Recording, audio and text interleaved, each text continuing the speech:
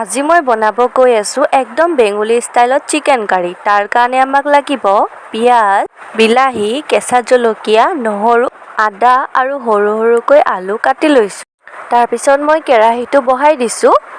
তাত অকণমান পৰিমাণ অনুসাৰে সৰিয়হ তেল দি তেলখিনি গৰম হোৱা মানে মই 2টা শুকান জলকীয়া আৰু 2টামান তেজপাত অলপ ভাজা হোৱা মানে কাটি থোৱা পিঁয়াজখিনিও তাত দি পিনে অলপ ৰঙা পৰি যোৱাকৈ ভাজি লৈছোঁ।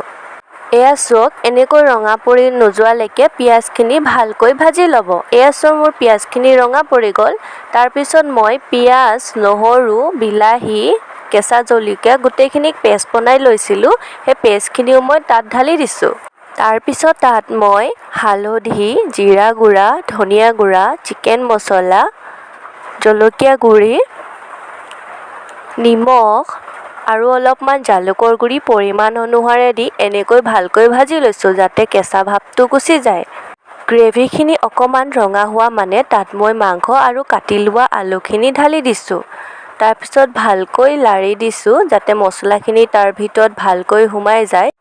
মাজতে এটা কথা ক'লোঁ গাইজ, মোৰ ভিডিঅ'টো ভাল লাগিলে লাইক, কমেণ্ট আৰু শ্বেয়াৰ, ছাবস্ক্ৰাইব কৰিব নাপাহৰিব। এনেকৈ ধৰণৰ ৰেচিপিৰ ভিডিঅ'সমূহ পাবৰ কাৰণে চেনেলটো ছাবস্ক্ৰাইব কৰি থ'ব।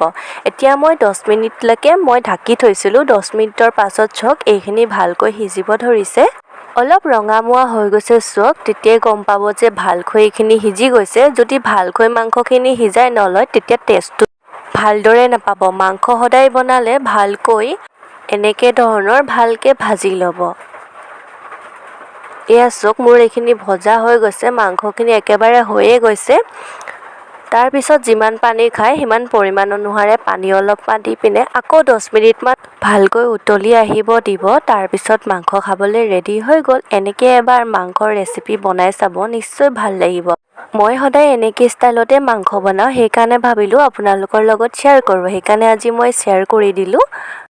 এনেকৈ ধৰণৰ আৰু বহুত চিকেনৰ ৰেচিপি মোৰ এই ইউটিউব চেনেলটোত আছে, আপোনালোকে তাত গৈ চাব পাৰিব আৰু এনেকৈ ধৰণৰ ৰেচিপি বনাই ঘৰত সকলোকে খুৱাব পাৰিব আৰু নিজেও খাব পাৰিব। আজিলৈ গাইজ ইমানতে সামৰিছোঁ। আকৌ লগ পাম নতুন এটা নেক্সট ৰেচিপি ভিডিঅ'ত। তেতিয়ালৈ অলপ ৱেইট কৰি থাকক।